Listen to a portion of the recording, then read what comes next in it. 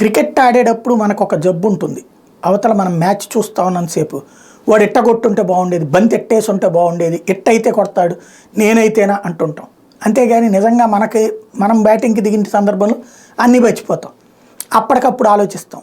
మన అవతల ఆటగాడు కూడా అట్లానే ఆలోచించాం. అట్లాగే ఉక్రెయిన్ సైన్యానికి సలహాలు ఇచ్చేవాళ్ళు ఎక్కువైపోయారు. ఉక్రెయిన్ తరపున ప్రజాప్రతినిధులు ఎన్నికైనటువంటి వాళ్ళు ప్రజల చేత్కారాలకు గురవుతున్నారు. కాబట్టి సైన్యం అట్లా చేస్తుంటే గెలిచేవాళ్ళు, ఇట్లా చేస్తుంటే గెలిచేవాళ్ళు, ఆ ప్లాన్ ఉంటే గెలిచేవాళ్ళు, ఈ ప్లాన్ ఉంటే గెలిచేవాళ్ళు అంటూ వాగుతూ ఉన్నారు. దీంతో విరక్తి చెందినటువంటి సైన్యం ఘాటైనటువంటి హెచ్చరిక జారీ చేసింది. Massive Russian attacks have left the ill prepared Ukrainian army frustrated and now the Ukrainian army is venting its frustration on lawmakers. Valery Geluzov, chief of the Ukraine armed forces, has made a big statement. Geluzov said that Ukrainian politicians are welcome to come and fight the Russians if they want to oppose the new military mobilization. Notably, the Ukrainian army is facing a major manpower shortage after a series of setbacks.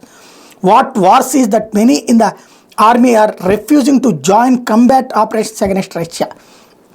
ఇది అసలైనటువంటి అంశం ఏంటంటే, ఇప్పుడు యుద్ధం చేయడానికి అనేక మంది సైన్యం వ్యతిరేకిస్తున్నారు. రష్యా మీద డైరెక్ట్ అటాక్కి రష్యా చేతిలో చచ్చిపోతున్నాం అన్నటువంటి ఉద్దేశంతో వీళ్ళ దగ్గర ఆయుధాలు లేవు.